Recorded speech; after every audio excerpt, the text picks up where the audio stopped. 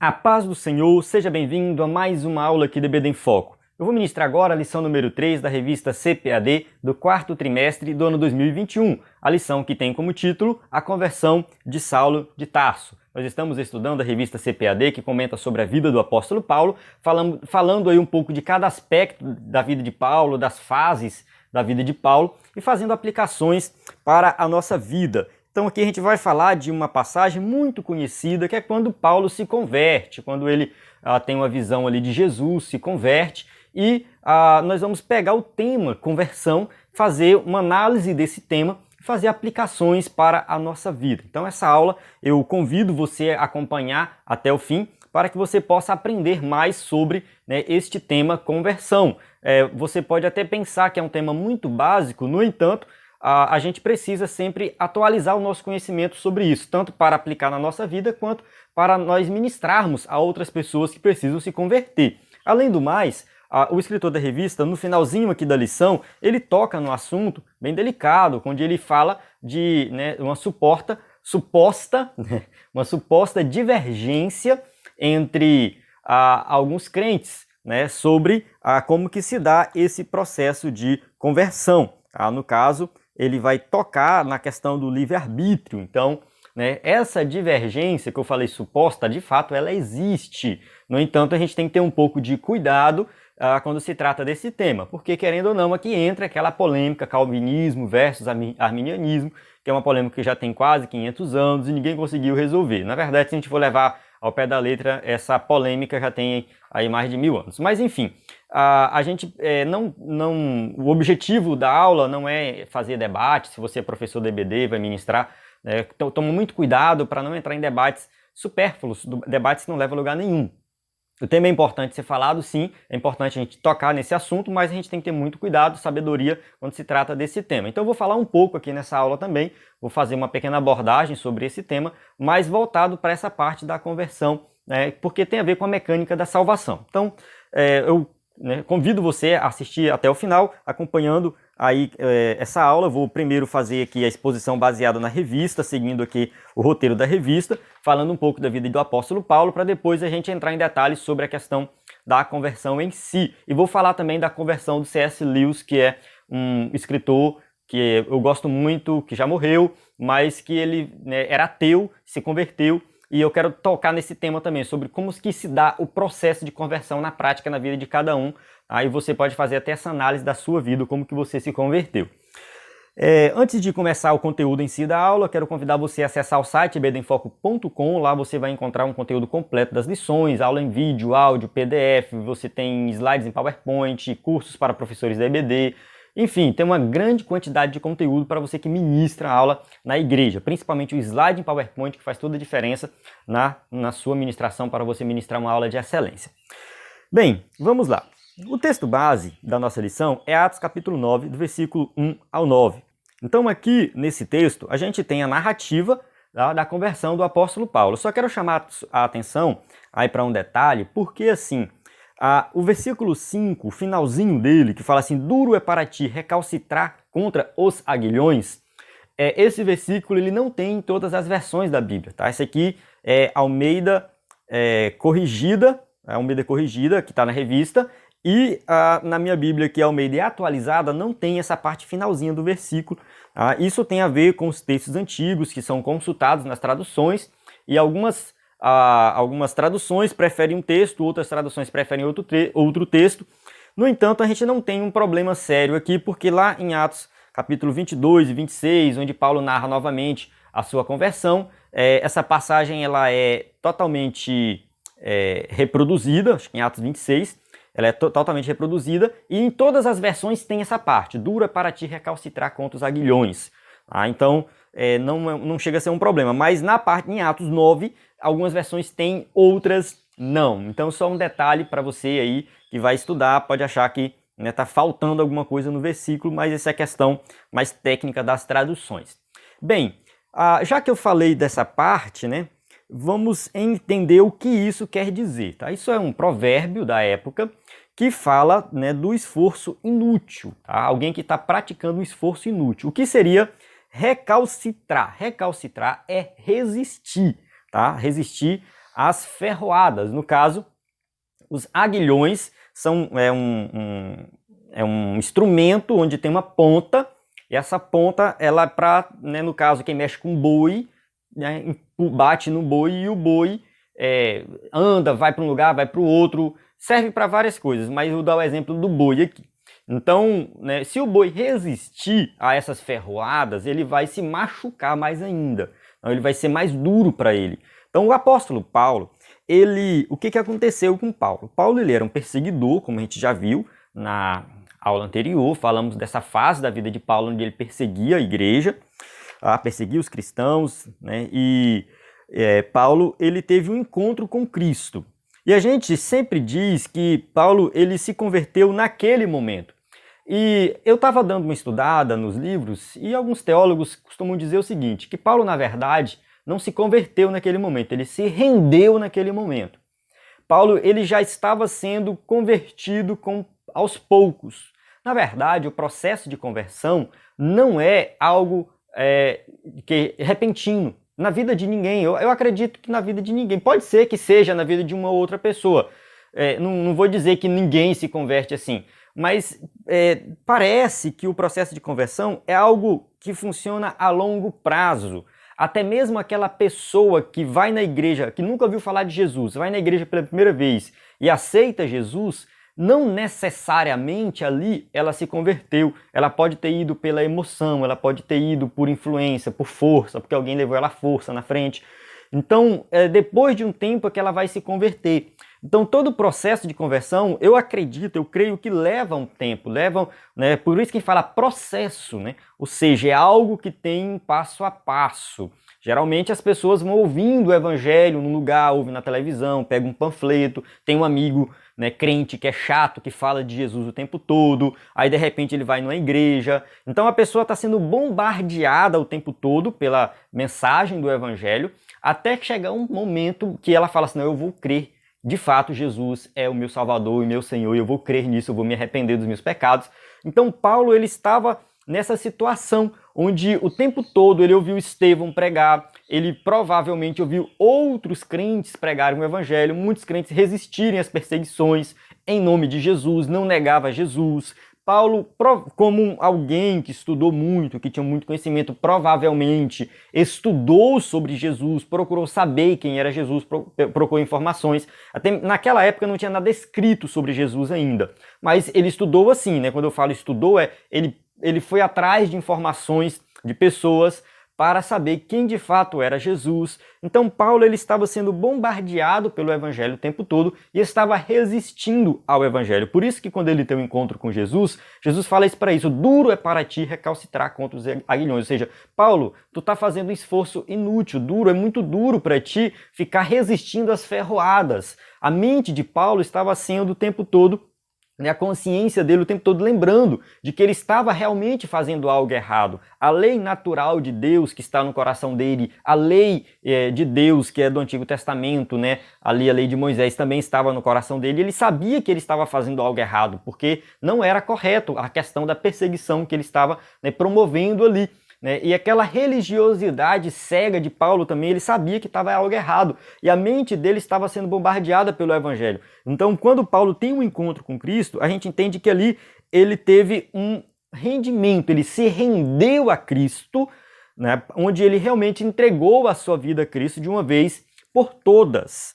Então a gente vê aqui que isso acontece no caminho de Damasco, é uma história conhecida. Eu não vou entrar muito em detalhes dessa história em si, porque a gente já conhece a questão da história. A questão toda é que, né, Paulo ele foi alcançado pela graça de Deus, onde ele escreve depois em Efésios 2,8, né, pela graça sois salvos por meio da fé, isso não vem de vós, é dom de Deus. É o favor imerecido, né, que Deus nos dá. No caso, ou seja, a salvação a gente não merece, nós somos pecadores por natureza, nós somos falhos, erramos o tempo todo, não tem nada de bom em nós para nós sermos salvos. Com Paulo não é diferente, Paulo não tinha nada de especial nele que garantia a salvação dele, então foi simplesmente pela graça salvadora, tá? Ele escreve isso em Romanos, depois 3, 23 e 24, fala assim, porque todos pecaram e destituídos estão da glória de Deus, sendo justificados gratuitamente pela sua graça, pela redenção que há em Cristo Jesus. Então, o próprio apóstolo Paulo, escrevendo depois sobre a salvação, ele vai colocar aqui que todos estão, todos pecaram, estão destituídos, da glória de Deus, estão, alienados. O pessoal usa muito essa palavra, os teólogos, alienados de Deus, ou seja, longe de Deus, afastados de Deus. Então, essa era a situação de Paulo, era a minha situação, a situação de todas as pessoas. Então, todo mundo que é salvo pela graça, alcançado pela graça. Vamos lá, continuando aqui, a lição da revista, o tópico 2 fala sobre a doutrina bíblica da conversão. Quando a gente fala de conversão, o que é de fato a conversão? Isso é uma confusão, muitas vezes, nos livros de teologia, porque um fala confusão assim, porque um fala uma coisa, outro fala outra. Mas, de forma bem resumida e direta, eu entendo a conversão, baseado, claro, no que eu estudei, eu entendo a conversão como uma ação, como é que a gente fala? Uma expressão externa de uma ação interna. Uma expressão externa, ou seja, a conversão é quando eu, Herberson, mudei de vida, quando eu abandonei o pecado e resolvi, no caso, seguir a Cristo. Eu tomei essa decisão consciente, essa decisão de servir a Cristo. Então, quando eu andava no pecado e de repente eu voltei para Cristo, isso foi chamado de conversão, foi algo visível, as pessoas viram. Quando a gente está dirigindo, a gente tem as placas, conversão à direita, conversão à esquerda, ou seja, você vai mudar de direção. Então, quando a pessoa se converte, no caso, era um ímpio, e ela se converte, ela passa a viver uma vida diferenciada. E aqui o escritor da revista, ele usa até a palavra dar meia volta para Deus, no tópico 2.3. Ele cita algumas passagens, principalmente lá de Efésios, onde ele vai dizer assim, que aquele que antes mentia, agora não mente mais, aquele que falava palavrão, agora não fala mais, aquele que, enfim, não saia nenhuma palavra torpe da sua boca, nesse sentido, Ou seja, aquele que fazia algo errado, agora não vai mais fazer. Então, há uma mudança de vida, uma transformação, um giro que fala de 180, Ou seja, você está indo nessa direção e você volta para essa direção. Então, isso é a conversão, é uma expressão externa. E o que é a ação interna? A ação interna é do Espírito Santo, que é produzida dentro de nós. Então, existe algo chamado regeneração, onde o Espírito Santo nos transforma numa nova criatura.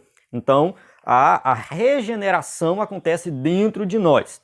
Então, temos a regeneração e a expressão dessa regeneração é a conversão.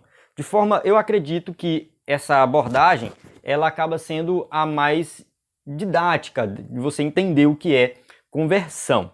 Esse processo de conversão, como eu falei no começo, ele é um pouco lento, é um pouco longo, e cada pessoa tem uma experiência diferenciada. Eu vou citar aqui a experiência do C.S. Lewis. O C.S. Lewis, o escritor que eu sempre gosto de dar, sempre não, de vez em quando eu falo um pouco dele aqui, é o escritor daquele livro Cristianismo Puro e Simples e também das Crônicas de Nárnia.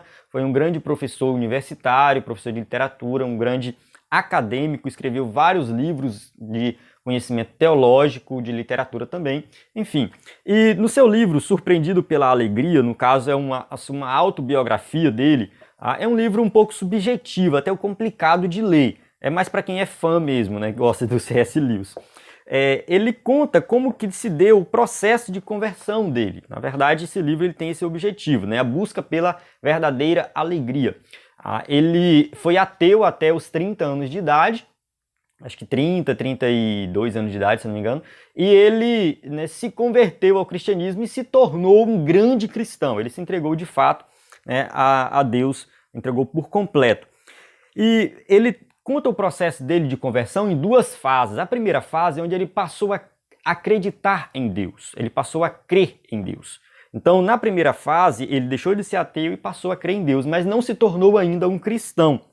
E ele fala assim, eu vou ler um pequeno trecho aqui, alguns trechos, só para a gente ter uma ideia, uma noção. Na primeira fase, ele fala assim, o esquisito era que, antes de Deus fechar o cerco sobre mim, foi-me oferecido aquilo que hoje parece um momento de escolha absolutamente livre.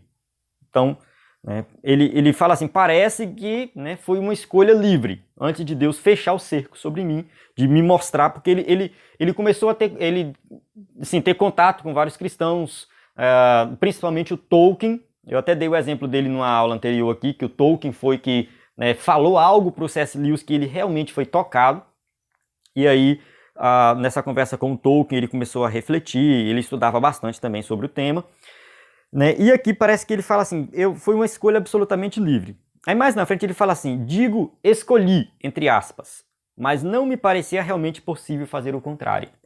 Então, assim, parece que quando Deus tocou nele, ele escolheu Deus, mas parece que não existia possibilidade dele fazer o contrário, dele rejeitar Cristo. Né? A Deus primeiro, né? A Deus, porque ele está assim, é o primeiro processo aqui de conversão. Aí depois ele fala assim, o leitor poderia argumentar que eu não era um agente livre, mas estou mais inclinado a pensar que aquilo não chegou mais perto de ser um ato perfeitamente livre do que a maior parte das coisas que eu já fizera até então. Ou seja, alguém pode questionar, se você não podia recusar, então você não era livre para escolher. Aí ele fala assim, mas eu penso, né, que esse ato meu, ele foi um ato tão livre quanto os outros que eu tenho feito. Então, assim, foi, né, um ato livre ou não, né? A gente vai entrar daqui a pouco nesse detalhe. Mas ele escolheu a Deus. E quando, depois de um tempo, ele ainda não tinha se entregado a Cristo. No caso, ele tinha se tornado um teísta, alguém que acredita em Deus, né? No caso, um deísta, né? Um deísta, alguém que acredita em Deus, mas não tinha se tornado alguém que tinha se rendido a Cristo. Mais na frente ele fala assim, fui levado até Whipsnade numa manhã ensolarada, com o nome da cidade.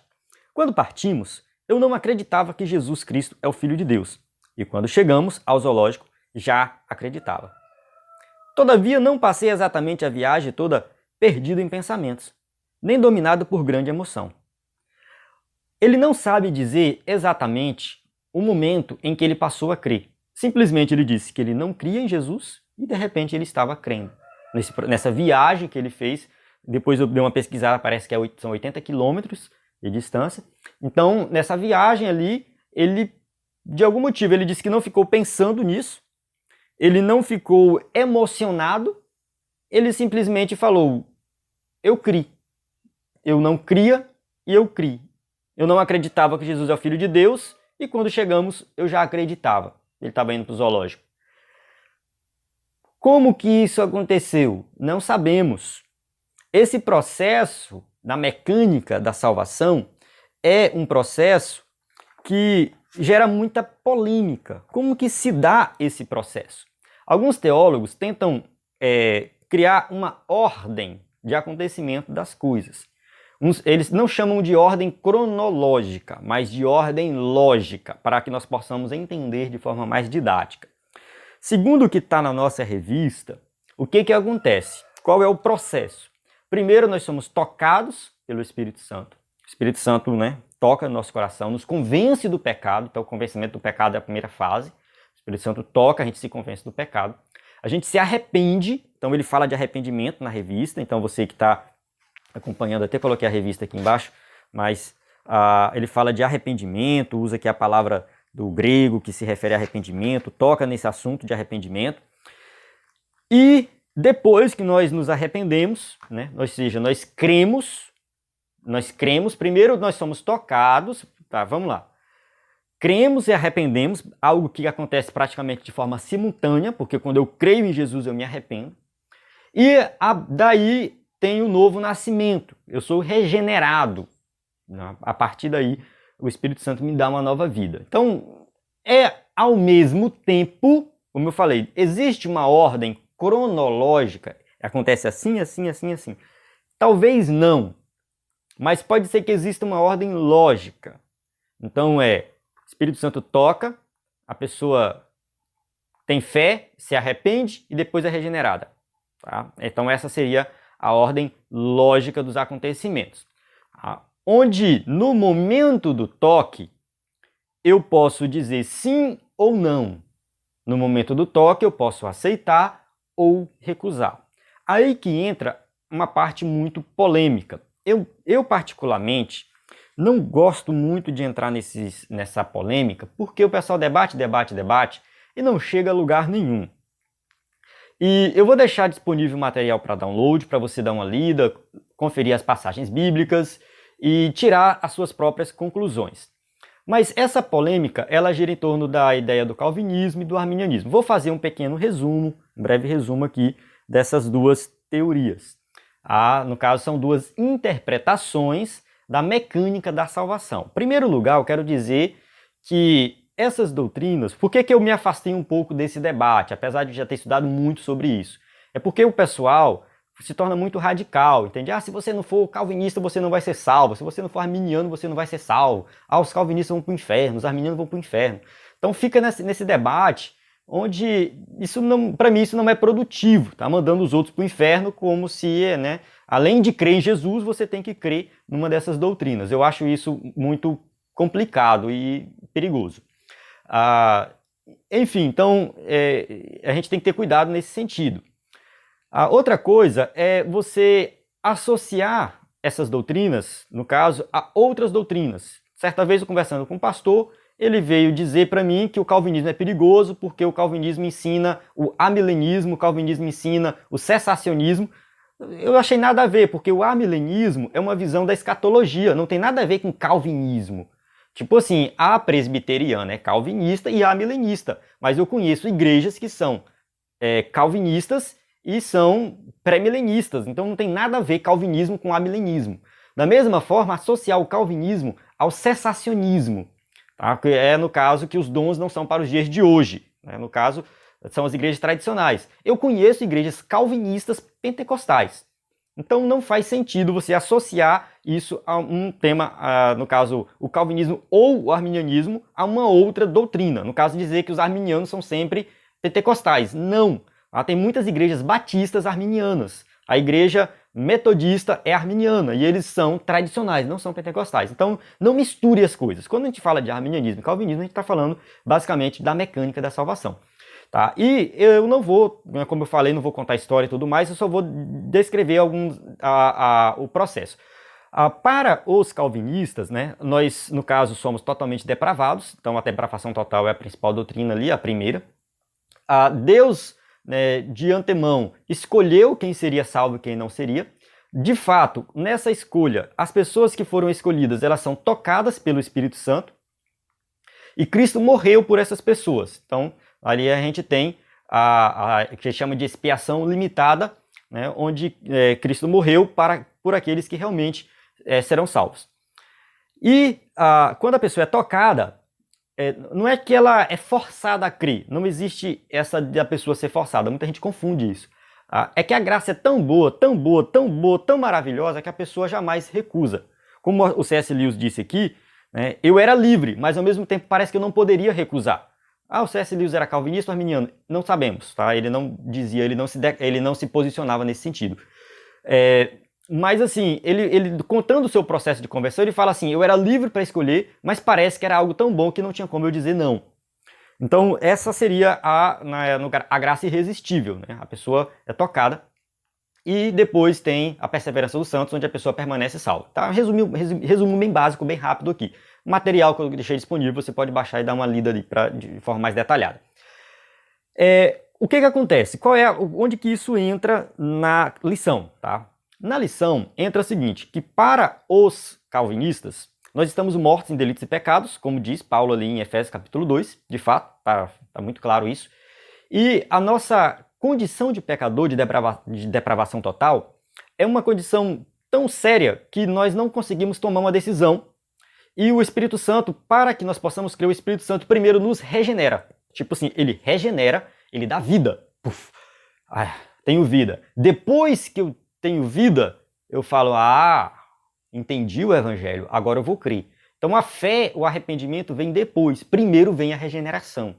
Esse é o entendimento deles.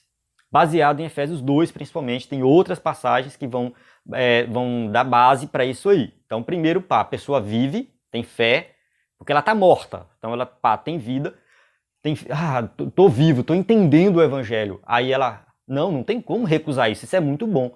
a ela crer no Evangelho. Então é a graça irresistível. Para os arminianos, no caso da Assembleia de Deus, como que funciona? No caso, primeiro, depravação total é uma verdade. A gente entende que o homem é totalmente depravado, ou seja, o homem está longe de Deus, alienado de Deus. Eu acho que há meio que um consenso entre os dois aí. Aí quando fala da eleição, para os arminianos, a eleição é baseada na presciência de Deus. Deus viu de antemão quem ia responder de forma positiva ao Evangelho e elegeu em Cristo, predestinou esses à salvação. Então, ela não é incondicional, ela é baseada na decisão do homem.